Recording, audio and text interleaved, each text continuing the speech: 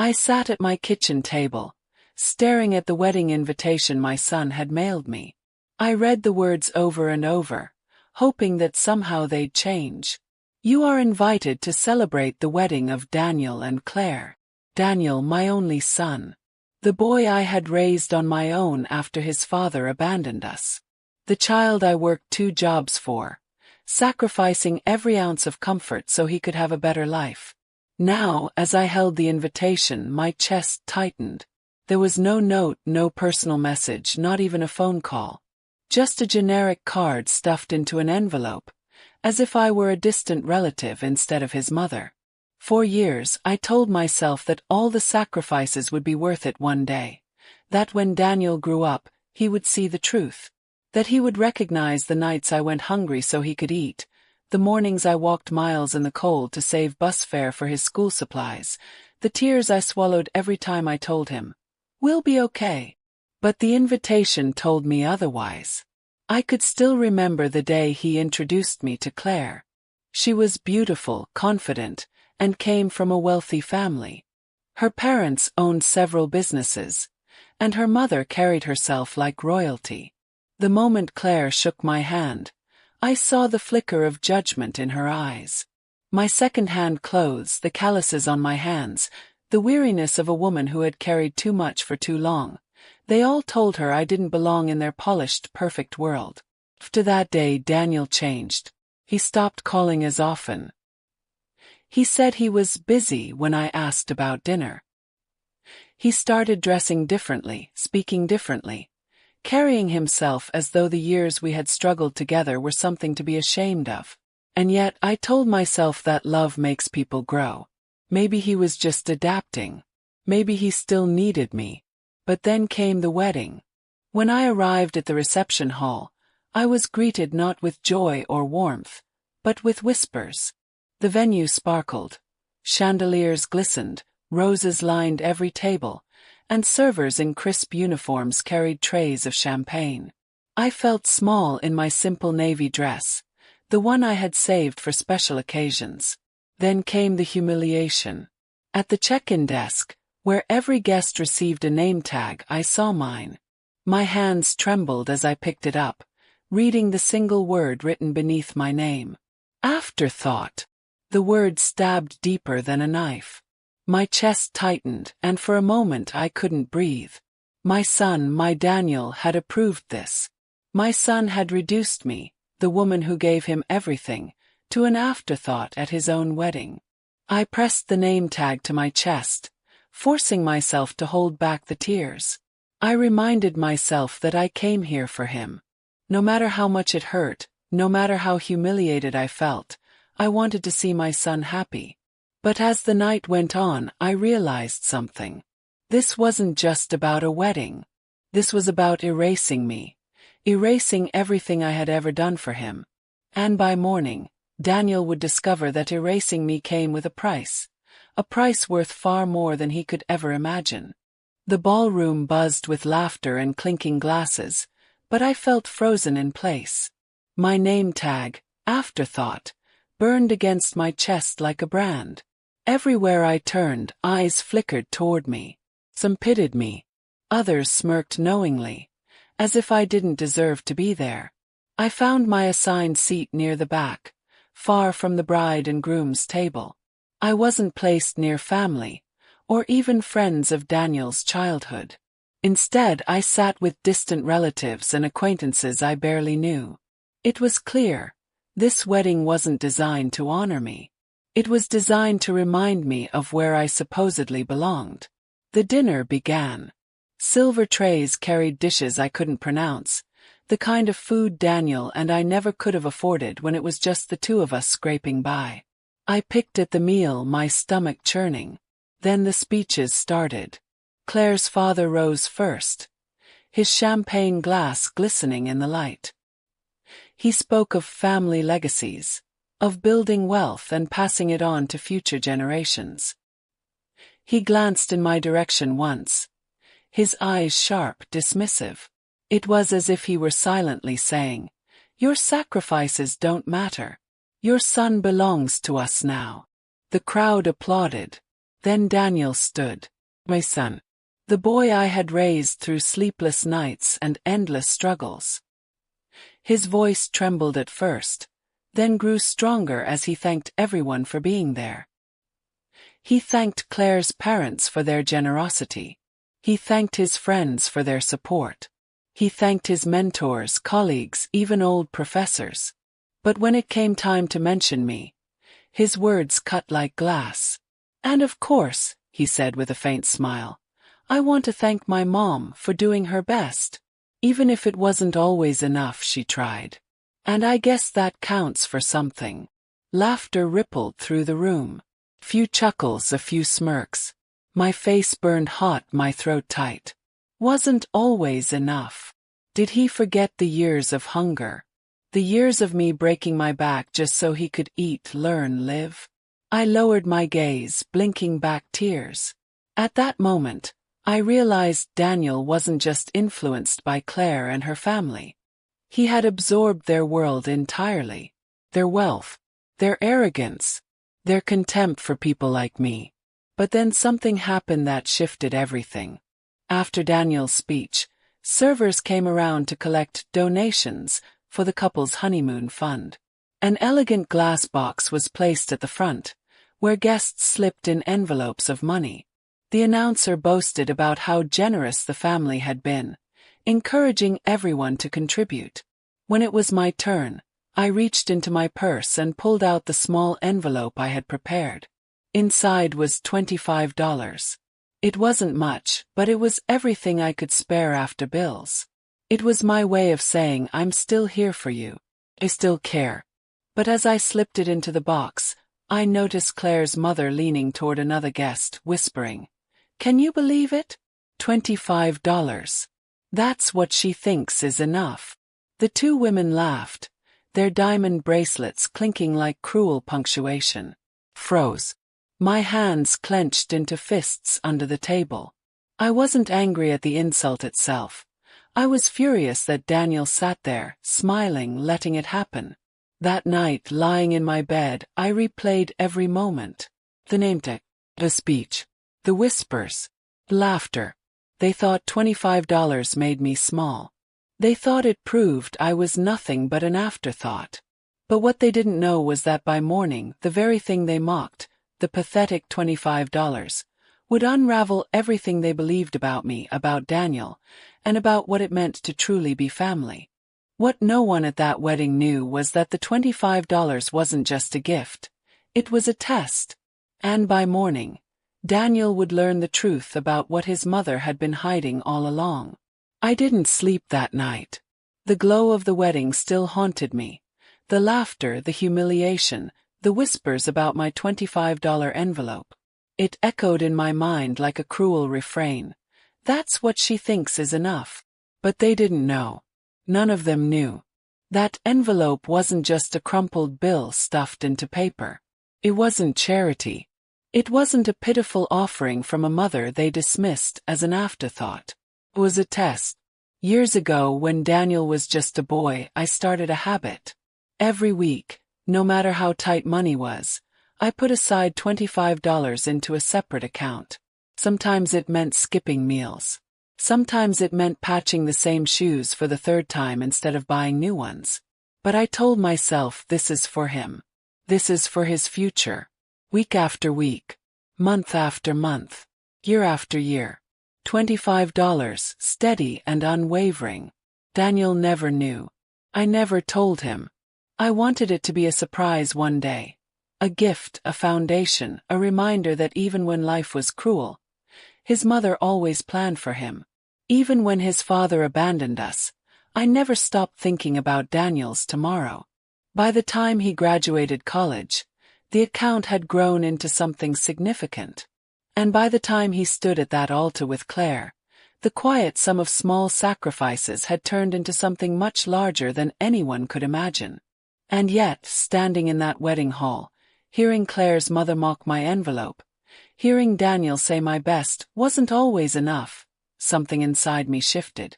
The money no longer felt like a gift waiting to be revealed. Felt like proof. Proof of love. Proof of sacrifice. Proof that I had always been more than an afterthought. So that night I made a decision. The $25 in that envelope wasn't meant to fund their honeymoon. It wasn't meant to buy their smiles or their approval. It was a breadcrumb, a reminder of the thousands of $25 deposits I had made over 2 decades. The account existed. The records existed. Every sacrifice was documented. And if Daniel couldn't see my worth as his mother, then by morning I would show him. Not with words. Not with pleas. But with the undeniable truth of what it means to give when you have nothing, and how easily it can all be taken away. I thought back to the way Daniel looked at me when he gave that speech. That faint smile, detached, like I was someone he tolerated rather than cherished. My chest ached, but my resolve hardened. They think $25 is all I have. By morning, they'd realize $25 was the thread that held everything together. And pulling it could unravel more than they were prepared for. As dawn broke, I made the call that would change everything. By the time Daniel woke up, his picture-perfect wedding would already be crumbling, piece by piece, starting with $25. The morning after the wedding, sunlight filtered through my curtains, but I felt no warmth. My mind was sharp, fueled by a mix of hurt and determination.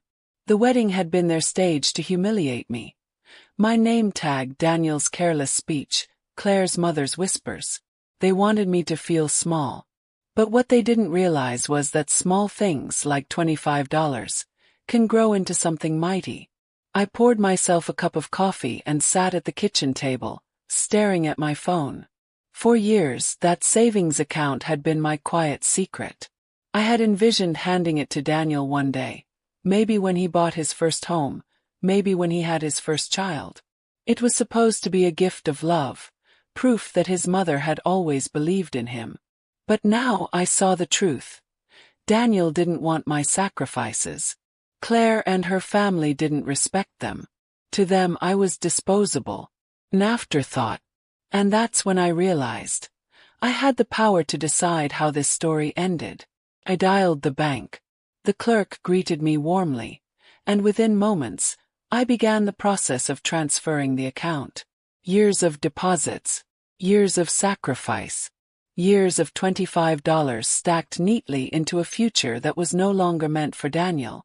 As I confirmed the transfer, I felt a strange calm. The money would no longer be hidden, waiting for a son who didn't value me.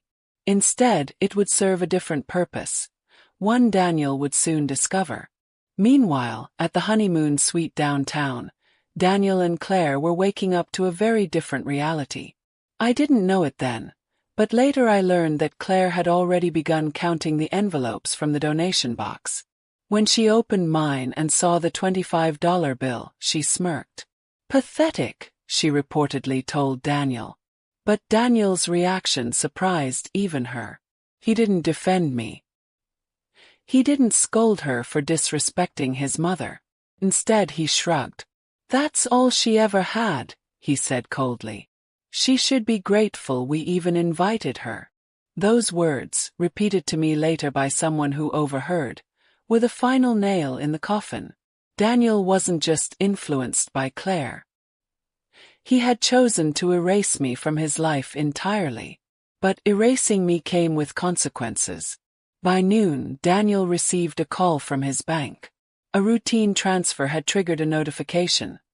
My name, tied to his financial records from when he was younger, had popped up in connection with the movement of funds. Curious, he logged in to check. That's when he saw it. The count. The steady $25 deposits, stretching back for decades. The balance that had quietly grown into something significant. The sacrifices he had mocked, laid out in black and white. And now it was gone. Not gone exactly, but no longer his. Not his to inherit. Not his to claim. The future I had saved for him had been redirected. The boy who once relied on me to survive had chosen to betray me as a man. And in that betrayal, he had lost something he didn't even know he had. Later, I'd hear from one of the wedding guests that Daniel's face turned pale when he realized the truth. Claire, standing behind him, looked over his shoulder and whispered, "How much was it?" When Daniel told her, her smile faltered. Because suddenly, the afterthought they had mocked wasn't so insignificant anymore. Suddenly, the woman they dismissed had been the quiet architect of a fortune built on sacrifice. And the irony, it all started with $25. As Daniel tried to explain the money to Claire, he didn't realize I had one more surprise prepared, one that would expose the truth at the most public, humiliating moment of his new life. The phone call from the bank had rattled Daniel, but what shook him more was Claire's reaction. When he told her the amount that had been in that account, the product of decades of small sacrifices, her eyes widened, and for the first time since the wedding, her flawless smile cracked. "How could you not know about this?" she hissed. Daniel stammered, I thought she never had money. She always said we were struggling." Claire crossed her arms, her voice sharp like a knife. "Struggling? She saved that much. And she gave us $25. The word lingered in the air, bitter with irony. Claire wasn't angry at the number. She was furious about the symbolism. To her, it was a deliberate act, a statement that mocked the wealth her family flaunted. But for Daniel, the realization hit deeper. Every birthday gift, every school supply, every night his mother had gone without so he could eat. Suddenly he understood. She hadn't been failing him. She had been giving him everything she could, in the smallest, quietest way possible. And he had mocked her for it. Still, pride kept his mouth shut. Instead of admitting regret, Daniel tried to spin it. Maybe she just wanted attention. You know how she is. Claire didn't buy it. She was used to power, control, and appearances. And right now, the appearance was that Daniel had overlooked something massive, something that could change how her family viewed their new son-in-law. Because that afternoon, at the post-wedding brunch hosted by Claire's parents, the whispers had already begun. Someone had overheard about the $25 envelope. Someone else mentioned Daniel's mother transferring an account. By the time the family gathered at the long dining table, the story was spreading like wildfire. Claire's father, a man who measured respect in dollar signs, leaned across the table and asked casually, "Daniel, is it true your mother had some hidden savings?" The room went silent. All eyes turned toward him. Claire's mother smirked, clearly eager to see how her son-in-law would wriggle out of this. Daniel's face flushed red. "It's nothing important." But Claire's father wasn't convinced. "Nothing important. From what I've heard, it sounds like she managed to save quite a lot. Impressive for a single mom. And yet, you allowed her to be treated like an afterthought at your wedding." The word struck like a hammer. Afterthought. The very label they'd pinned on me now echoed back at Daniel in the harshest light. The guests shifted uncomfortably, some hiding smiles, others staring openly. Daniel tried to laugh it off. "It's exaggerated. My mom always." But before he could finish, his phone buzzed. Message. He glanced down and his heart dropped. It was from me. A single line that made his hands tremble. "I'll be sharing the truth tonight. About the sacrifices you forgot, and the fortune you dismissed." Daniel's pulse quickened. Claire leaned over, reading the text. Her face turned pale, then stormy. "She wouldn't dare," she whispered. "But she didn't know me. They all underestimated me." That night, at the farewell dinner, surrounded by Claire's wealthy relatives, Daniel's friends, and every person who had laughed at me, I planned to reveal the story of the $25. Not as a plea for sympathy, but as undeniable proof that the mother they ridiculed was the very reason Daniel stood there at all. And when the truth came out, it wouldn't just ruin Daniel's carefully crafted image. It would fracture the foundation of his new marriage. As the farewell dinner began, Daniel had no idea that the microphone he held for his speech would soon expose a truth louder than any toast. and once spoken, it could never be taken back. The farewell dinner was supposed to be the calm after the storm, a night of smiles, polite speeches, and carefully posed photos before the newlyweds left for their honeymoon. But for Daniel, every second ticked like a countdown. His palms sweated, his throat burned, and no amount of wine could wash away the dread.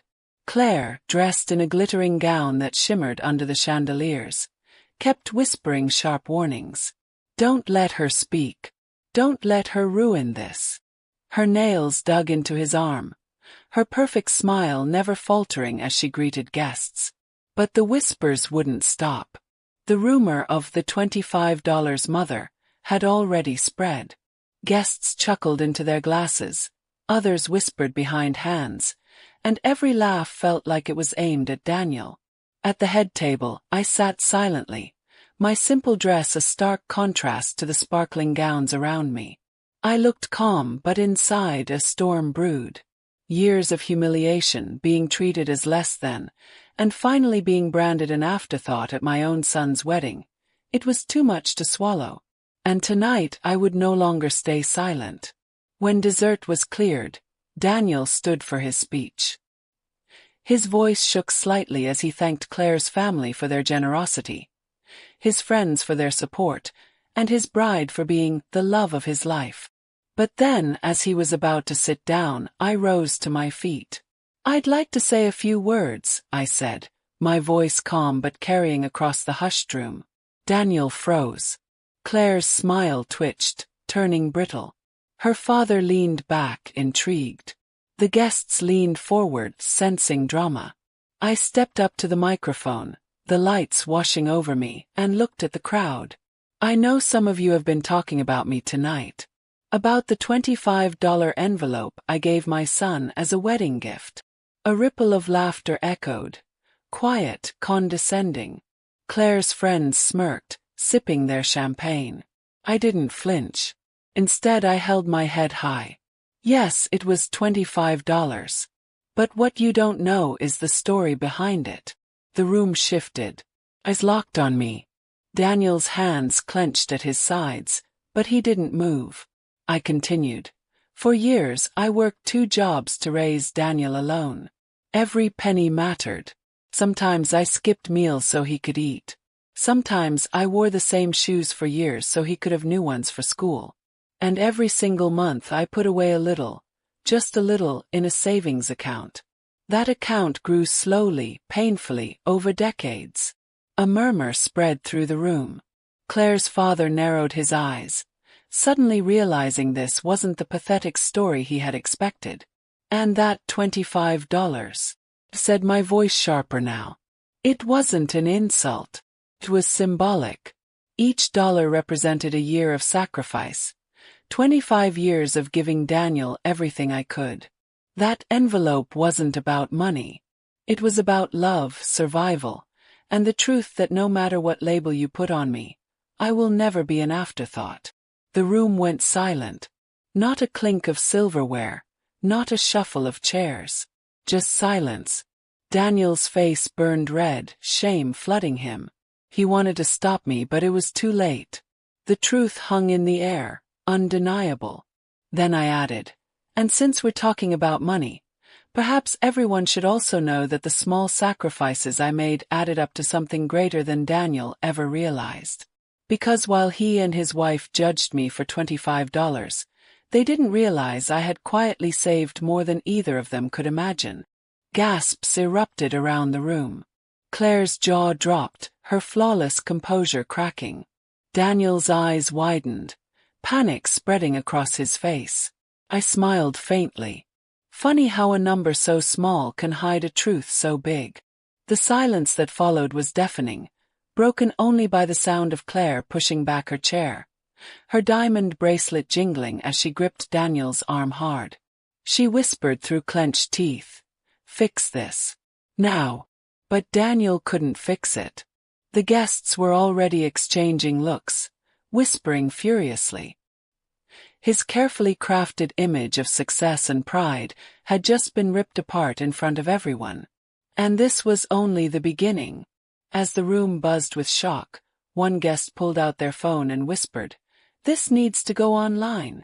By morning, the story of the $25 wedding gift wouldn't just be family gossip. It would become a public scandal that Daniel could never escape. By the time dessert plates were cleared and coffee was poured, the room was buzzing like a hive. Guests huddled in corners, whispering furiously, their eyes darting toward me, then back to Daniel and Claire. But the real storm wasn't inside that glittering hall. It was on the phones clutched in nearly every guest's hand. It started small, a short video clip. Someone had filmed my speech, the moment I revealed the truth behind the $25 gift. The video wasn't polished. It was shaky, grainy, recorded from the back of the room. But the rawness made it powerful. My voice carried clearly, my words sharp and cutting. That envelope wasn't about money. It was about 25 years of sacrifice. Within minutes, it hit social media. By the time Daniel was still trying to recover his composure at the dinner table, the video had already been shared beyond the wedding guests. Notifications started pinging across the room.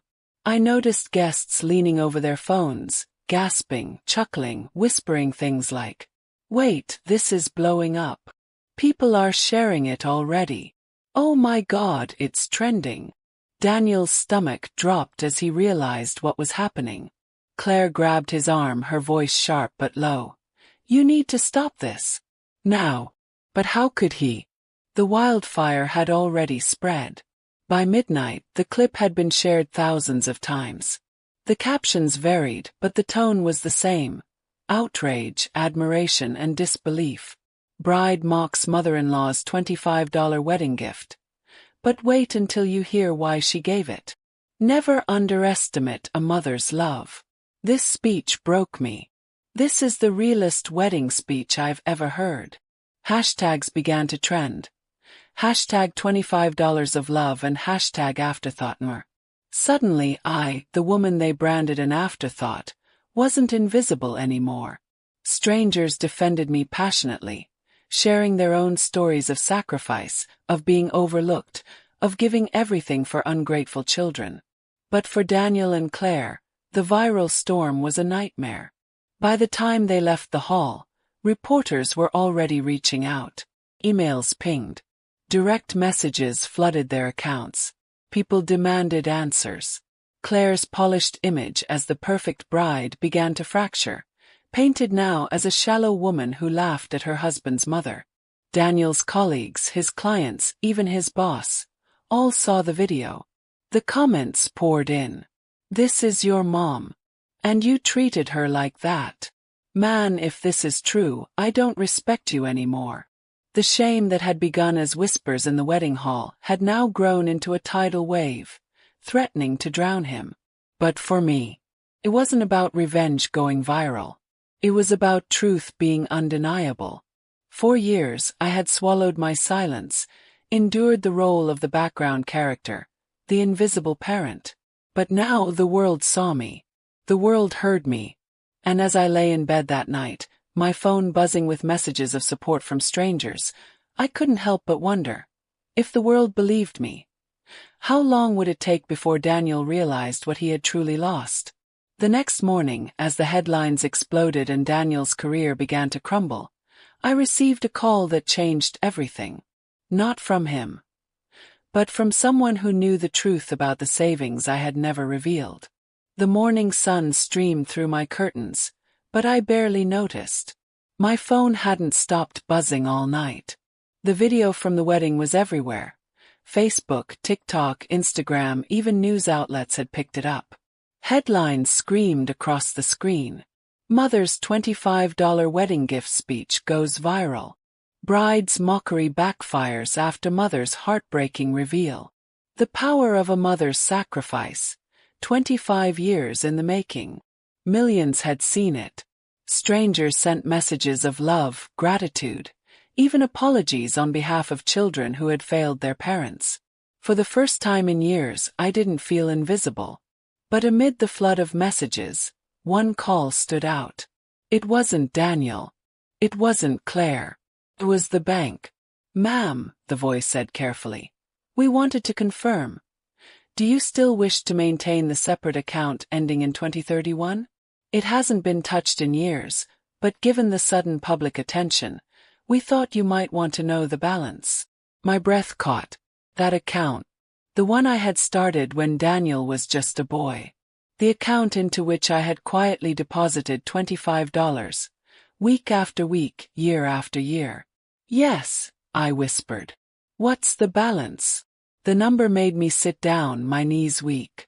I had known it was significant, but hearing it aloud made the years of sacrifice suddenly tangible.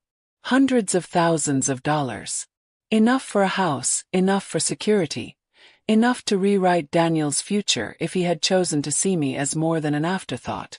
And now, I realized with a bittersweet ache, it wasn't his anymore.